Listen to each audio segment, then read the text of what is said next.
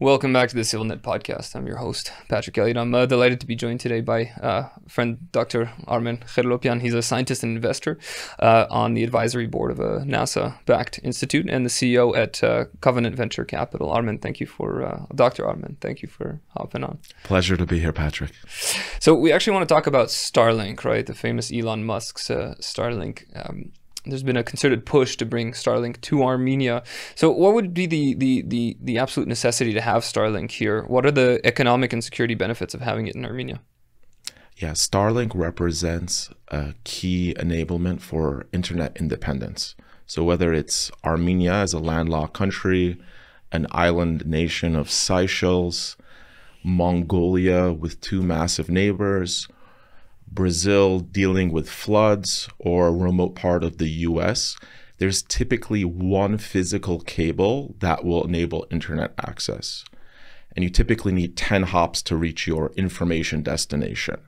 Now, if there's a break, which is a very real possibility for Armenia, as there's a physical cable going from Armenia to Georgia into the Black Sea, we need alternatives. We've had this break before. Like it's not even a scenario, right? We've had a ironically, an Armenian woman called Hayastan in Georgia who cut the cable by accident, right? It is literally that fragile and not a meme. It's a physical cable. It's not anything magical. And the same way we have routers in our homes that are a gateway to the rest of the world, the internet being a network of networks, same with a cafe, same with security applications, hospitality, a hospital. For countries, they're essentially like one family in that there is a choke point, which is a cable or a router on either side. So let's unpack why is this, like, what are the economic and security benefits of having Starlink in Armenia? Yeah, so when the pensioner about a decade ago, as reported by BBC, reported widely, cut the cable looking for copper, there was really no other alternative. Right now, however, there is over 6,000 Starlink satellites flying, and there's only 10,000 satellites flying overall. So right now in low Earth orbit, there is a network of satellites that can enable connectivity, both via direct receivers covering an office, a home, or a small business, as well as gateway stations. Not that much larger than this studio that could cover an entire medium-sized city. And for an economic side of things, I mean, isn't it extremely expensive to have Starlink? So we can unpack the costs. I mean, the individual units is about $500, and then $100 plus or minus monthly fee. You'll have some installing and cabling and networking. So right now, over 100 countries have access to Starlink officially. Sierra Leone became the 100th country, the 10th African country. And there is plenty of countries with different economic sizes, GDP per capita, that have figured out economic models to make this work. For example, for mission critical businesses, for security, which is Star Shield, and even networking the receivers. For example, I can imagine a network topology. You throw down 3 receivers and you could cover a 1,000-person village. And that is a very different disruptive technology than selling to each household. Interesting. So you can do it at scale, even though it's a little bit more expensive. You have larger coverage. Exactly. From a security standpoint, first of all, do our neighbors have Starlink? So the official map tells a very interesting story. As early as 2022, SpaceX, as published in the map, was ready to come into Armenia. Makes a lot of sense. Mountainous region, a key internet choke point. Now that map shows 2025, so it's been slipping. The northern neighbor has access, Georgia. Eastern neighbor is set to have it this year. And likely the western neighbor and southern neighbor is unknown. Interesting. Why does it keep slipping for us? What's going on here? It would seem there's a mix of need for clarification of benefit. You know, there's things like, is it too expensive, as we just discussed, or the risk around having key infrastructure being private. Right now, many countries rely on Facebook, for example, for communications infrastructure. So there's, valid concerns there. What jumps to mind is how SpaceX because Starlink is a key subsidiary of SpaceX. We are an investor in SpaceX. We track this very closely. One of the early hackathons they did was better than nothing hackathon. So making a lot of these value proposition points moot. If you don't have even 3G coverage, it's better to throw down a high quality receiver. So even distilling the value proposition, tracking it globally, right now in the open conflict in Ukraine, both sides are using Starlink as being reported. So for security, for individual, for offices, for business, there needs to be a demand pull. In Brazil, it happened in an emergency context where emergency workers requested it for the flood. Ukraine was for security. Seychelles, Mongolia had for tourism and for strategic purposes. In the US, it's largely been driven by niche industries such as boating, hospitality, remote locations. So one is the value proposition and the pull. The detractor side, well, there's clearly not a very long list of countries that that have challenging Armenia's independence. Yeah, it's interesting. I mean, you mentioned like the security aspect. Like Ukraine was very public about it. There was a whole Twitter campaign of like, Elon, get us Starlink, get us Starlink.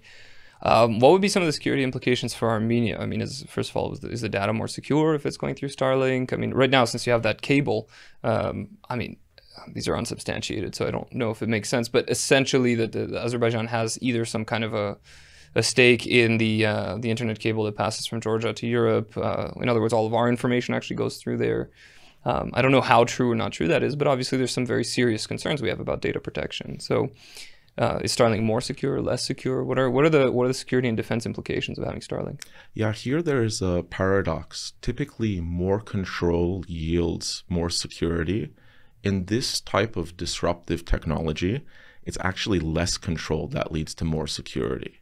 Because we have uncertainty once the data pipe leaves Armenia, what's actually happening to it.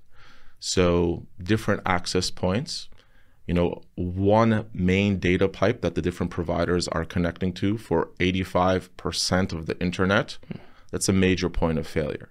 In contrast, if you have 1,000, 10,000 receivers acting somewhat independently, you don't have a way to track those, certainly not as easily. So there's this control paradox. Next is the way Starlink works. So you have those receivers. The minis launched this week, the size of a large laptop, and they connect via radio waves to low Earth orbit satellites that are just 500 kilometers off the Earth. So like the distance between Mehri and Gyumri, the distance between Boston and New York, Paris and London, and they form essentially a triangle. You go up via radio wave. If the satellite needs to connect with another satellite, it does through laser tech, but then it needs to come down somewhere. So the question is, where does it come down? This leads to a key need for Armenia and countries like Armenia to build ground stations. So then you have an encryption question. Well, if it comes down in Armenia, it comes down in Georgia, it comes down in Italy, it comes down in Turkey, then there's a need to understand how strong is that encryption. And the general knowledge is breaking SpaceX's encryption is like breaking Google's. So we have these control encryption nuances to consider. Sorry to interrupt, but for an internet peasant such as myself, is Google's encryption difficult or not? Like I'm not understanding. Is it easy or hard?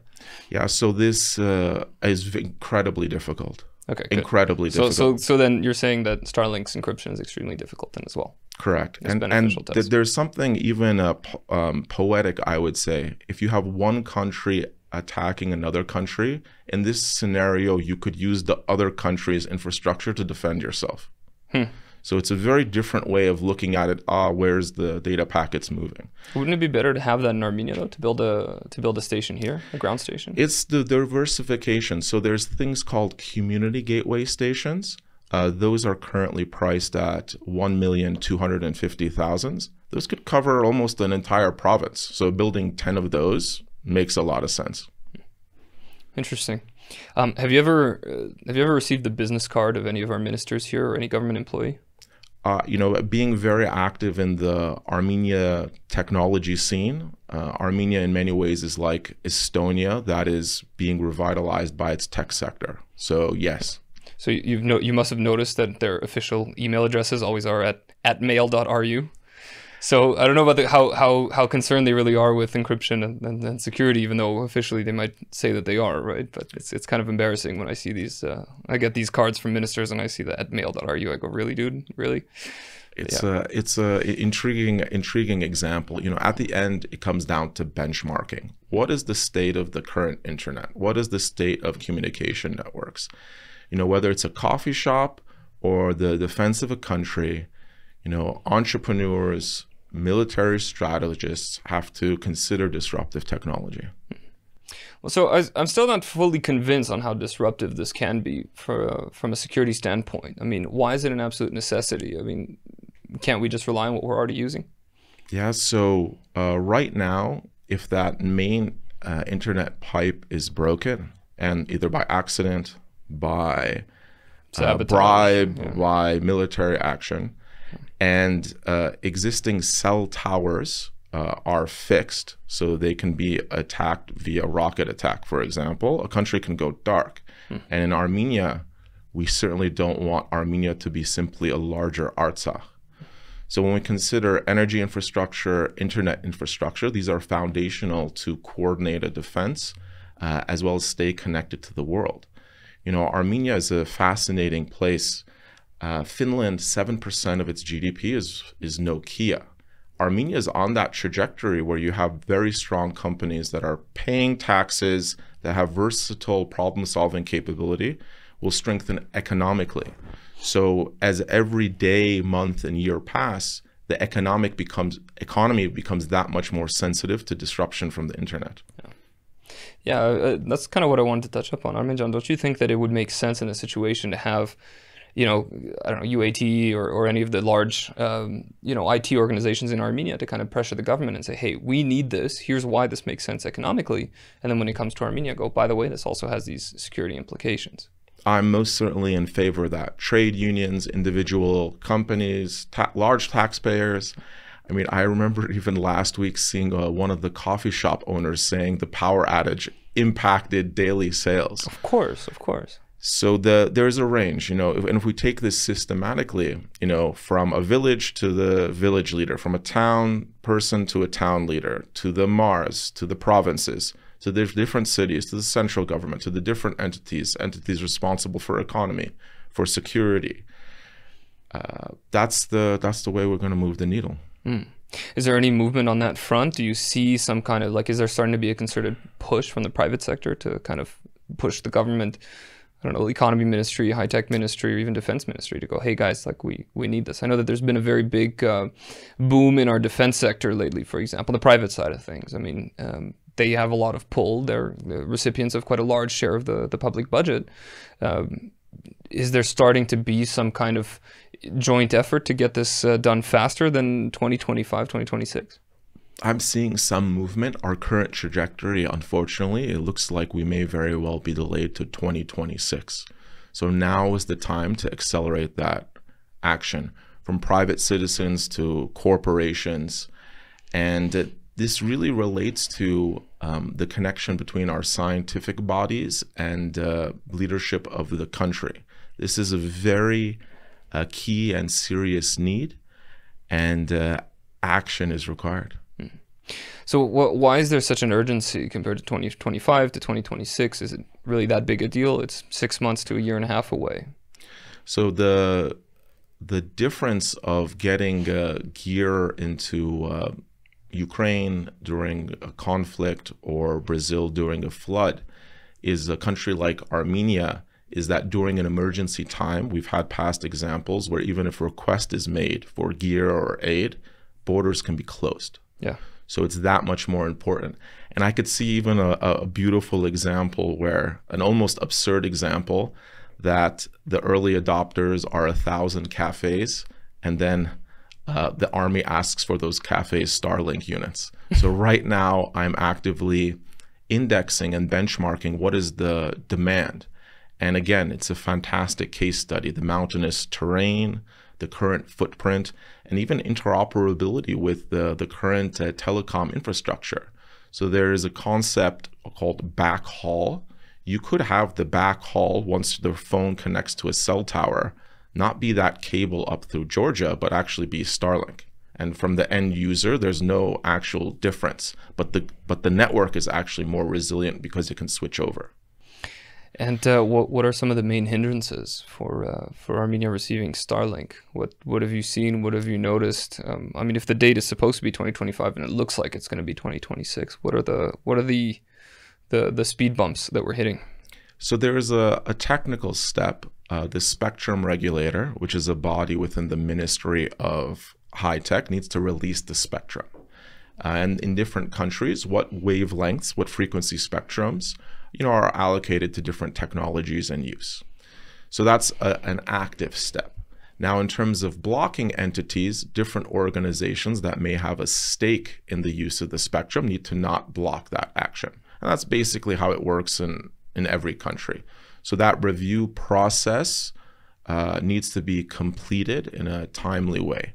And what we're seeing is that it's getting delayed systematically from 2022 and currently 2025, but in all likelihood, without increased citizen action, diplomatic action, enterprise action, it's just going to be delayed. Now, it is possible to pull it into 2024. The steps are actually not all that complex, but they need to be done in a very clear way. Interesting. And what would you say are some of the challenges to operate Starlink in Armenia? And you mentioned, for example, right, it belongs to a private company. What are some of the, is that something that could be kind of putting off the ministries from wanting to trust this, or this crazy billionaire in California? Or Texas now, I guess. So it gets back to, what the market can endure. Clearly, with 100 case study countries, what we're seeing is that if you have a business that is dependent on internet, you can literally calculate what is the revenue lost per minute. Armenia actually has a surprising number of those companies, and you can tell there's a large number because you have very small headcount companies popping up as top taxpayers. Yeah. So there's a business case that needs to be done there and coordination of those entities. Then it comes back to something as Armenians we're quite proud of in terms of hospitality. I'm sure there's many boutique hotels, distant cafes that want high quality internet for their guests. And they can basically not just amortize that cost across a household, but all their guests in the year. And then there's coordination in buildings. So again, should internet be sold household to household, or can it be sold to a building? So those business models that have a market education component as well as technical details. So once a Starlink receiver is on the top of a building or a cafe, how are they networked? One thing is very clear in security applications. There's a related network of Starlink. There's competing networks called OneWeb. We need all the diversification. There's the legacy networks in high Earth orbit. How do you even coordinate, a field deployment, whether that's a village or for a security application? Typically, that's distant receivers. Like you could put a half dozen on a frontier, but you still need to connect those. And technology service providers, system integrators need to adopt, socialize, deploy those technologies. And essentially, it's a new addition of the industrial base. But can't you see a scenario in which, companies who had a vested interest in not allowing Starlink can pressure? I mean, you mentioned these top taxpayers. I mean, some of them are UCOM, Team Telecom, even Rostelecom. Isn't there an incentive for them to kind of pressure the government to say, no, we actually don't want this kind of competition in Armenia? I would say if the market was fully saturated, there might be a risk of cannibalism of revenue. When you look at the network coverage maps, you look at the marquee clients, and you look at the need for resiliency, I would say bringing Starlink and having it integrated with the existing telecom operators' tech would increase revenue. You're competing against non-consumption. There's plenty of coverage areas that are operating at 3G or less. And if you'd particularly do something like deploy 3 receivers to cover 1,000 people, I mean, there's revenue opportunity. There's revenue opportunity there. Okay. So it makes economic sense. If 100 countries have figured it out, Armenia can too. Let's hope sooner rather than later. Dr. Armen Khilopyan, thanks so much for joining us today. Pleasure. Thanks again for watching ՍիվիլՆեթ.